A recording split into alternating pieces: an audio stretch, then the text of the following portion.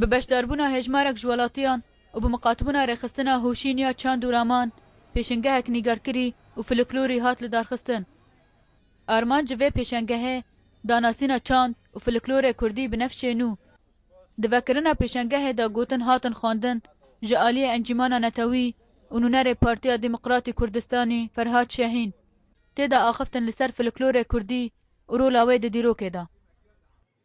Armanca me ji vê meredê ku em folklorê Kurdî nifşê nû naskirin bidin. Dîrokê Kurdan bi folklor tê naskirin. Her kesek bi folklorî xwe tê naskirin. Folklorî me re wan da bibe îsan jî wan da dibe pêra. Folklor em geres taybet pir qîmetê zanin. Wan da neve dest me nere. Di pêşengehê de bêhtirî 20 parça hatibû li darxistin.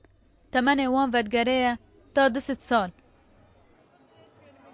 تشتی منها لبر حاضر کریه بایا عدی می قهوه ای تاریخی باب گالان دا تاخمی قهوه دعنه تقریبی 150 سالی و حتی نها محیفاظ لسر کریه ای باب گال میه لسر عادات و تقالید می عشائری ام حفاظ بون لسر و جماعت مسافه 20 کیلومتر 3 کیلومتر دمشیان بنگان دهات نه اوده چه ذکرن بگو هم که هر نقهوه لقهوه و جماعت رونشتا هر کسی که و چوغه تلفون و گوتن و تشتن نبو هر کسی چه کاری د منطقه خدا دو جماعت دگوت وی ملتی گشکی هاجه هبو لآلیکی دین نزدیکی 50 تبلوی نگارکری بتلیین 4 نگاروانان هاتن وشاندن.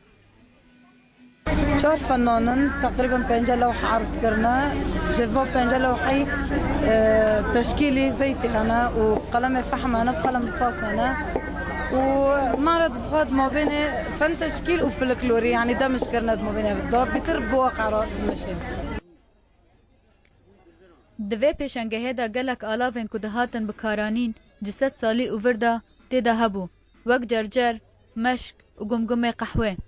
لآلیکی دین جک و رختن کردا جشور، نرتال و تفانگ. هجای گوتنه که گلک تشت هبو هفبش بو دنافبارا کرد و عربا دا و او گریدای هریمه بو. اف پیشنگه ها وی سی روژا بردوام بکه.